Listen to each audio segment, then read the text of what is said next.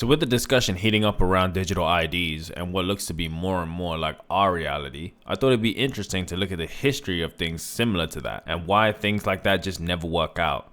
This is a video by Big Brother Watch, and yeah, let's take a look at it. This is an authentic ID card from World War II. Every British person had to carry one and produce it on demand to police officers and soldiers. But this mandatory ID scheme didn't last long. People got sick of the authoritarian nature of producing papers, and they protested against them, ripping them up, setting fire to them, and eventually, Churchill's government scrapped them in 1952. Then, Tony Blair tried to bring them back. We think it is legitimate and right in this day and age to ask people to carry identity cards. But he failed. Within 100 days, we believe we can scrap the ID cards. Now we face an even bigger threat. 1 year ago, the government told us that we would never get a digital ID system. It wasn't even in the Labour Party manifesto. But Keir Starmer... Not even in the Labour Party manifesto. They didn't tell us anything about it. Like I've been saying in the previous videos, they just fucking put this up from nowhere.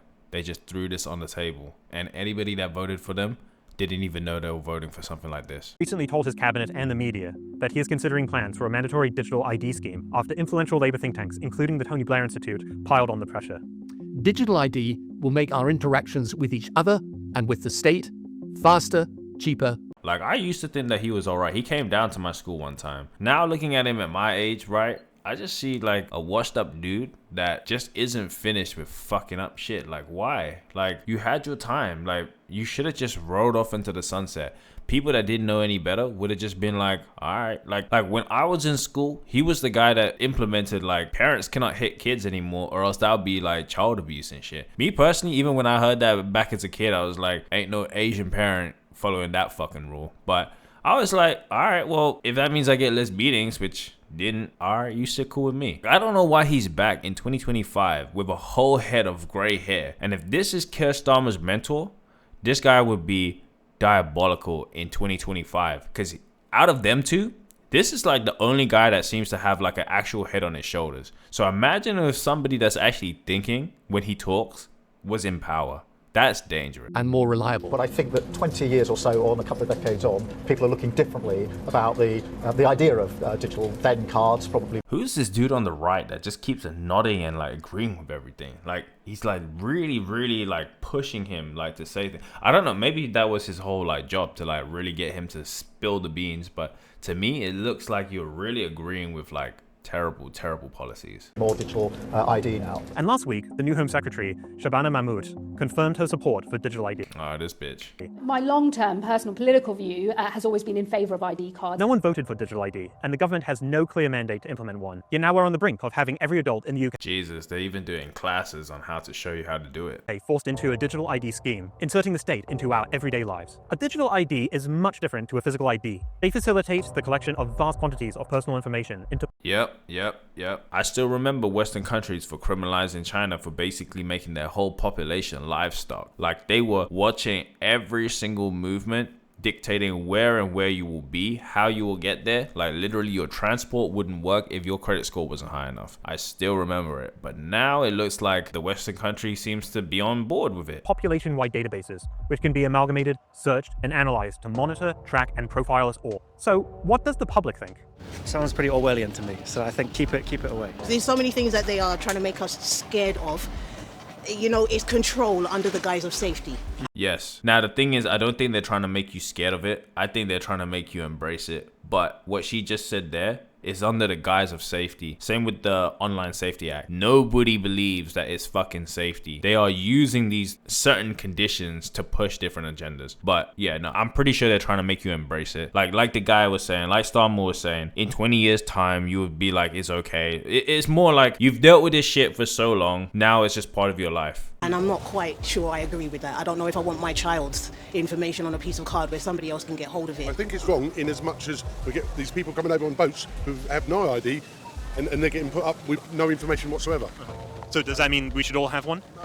No, because like I say, we've already got ours. We've got all my national insurance numbers. Exactly. We already got our shit. Anybody that's legally here already has it. And all that lot, you know what I mean? So this is not accessible to many people. I guess the homeless community would struggle more with digital ID. Do you think the government would do a good job of keeping the data secure and safe? No. No? No. No? Okay. No, not at all.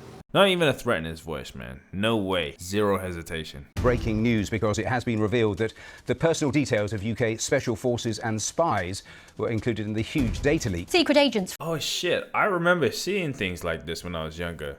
Yeah, there was always like some kind of like data breach and people's like information getting like leaked, and it was always like spies. Like it was always some kind of like 007 huge database of like random people's names, code names and shit like that getting breached all the time. I never really understood why or like how this stuff happens. Why don't they keep that under like better lock and key? From the GCHQ department tasked with stopping ransomware attacks, say they're dealing with at least one incident every day. At the time of the hack, the information that they held was the names and addresses of all of those who registered to vote between the years of 2014 and 2022, including those not on the public register. That's a problem. The fact that even if you're just like registering to vote, your shit got leaked, that's a problem. They haven't been doing that very good job for the first time now, so they're going to start them doing it now. So, you know, it's just another form of sort of control, basically. Exactly, especially when you're now the target of like, well, you've been the target for data breaches every single day. At least one every single day. And when they implement this, you can guarantee that when they implement this, wherever the data is being kept is going to be the target of like maybe 100, 200 every single day, because a hacker knows that the amount of money that they can get from that information, if they're able to go through, is worth the kind of money and investment to try and breach that every single day. The idea would be every adult needs to present a digital ID card on their phone or a computer to show who they are when they get a job or try to migrate, that sort of thing. I feel like it's a slippery slope.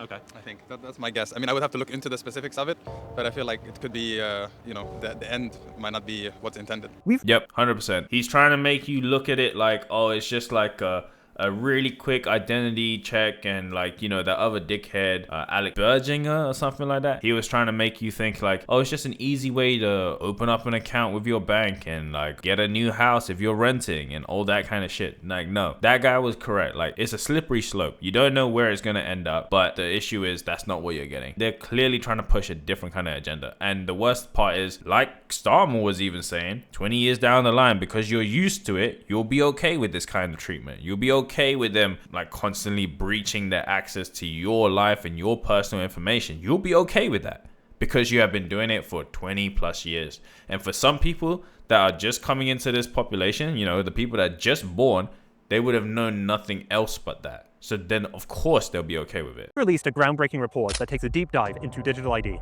Checkpoint Britain, the dangers of digital ID and why privacy must be protected. At their worst, digital ID systems can enable population-wide surveillance, curb civil liberties, predict and shape people's decisions, or be abused for the tracking and targeting of marginalized groups. Independent polling commissioned by us through YouGov reveals a clear majority of the British public, 63%, do not trust the government to protect the vast amounts of personal information collected for good reason in digital ID schemes. And there was little evidence to prove that a digital ID system would deter illegal immigration. Because it wouldn't do anything for anybody coming abroad. If anything, they'll get the best shroud of darkness because the government will believe that everybody is already being watched, so they will not watch them. Employment fraud. It would instead burden law-abiding citizens and businesses. We need to make sure that we are on the front foot, building up the biggest campaign possible ahead of any government announcement on digital ID. But we are only as strong as the support we receive. Before Christmas, we're ramping up our campaign efforts with planned actions, and we set a goal to reach 2,000 Big Brother Watch supporters. We've also set up a petition and are now at 90,000 signatures. When we reach 100,000, we will take the petition to 10 Downing Street to deliver your message to the Prime Minister. You can find the links to donate and sign our petition in the description below. So that was a great video by Big Brother Watch. I'll put their petition and this video in the description. If you guys are feeling like donating, I'll also put that in the description as well. I won't be donating. This isn't a sponsored video. I'm just here simply reacting. But I do believe that they do make great content. So give it a like and give them a follow as well. Why not? And yeah, I'll see you guys in the next one. Bye.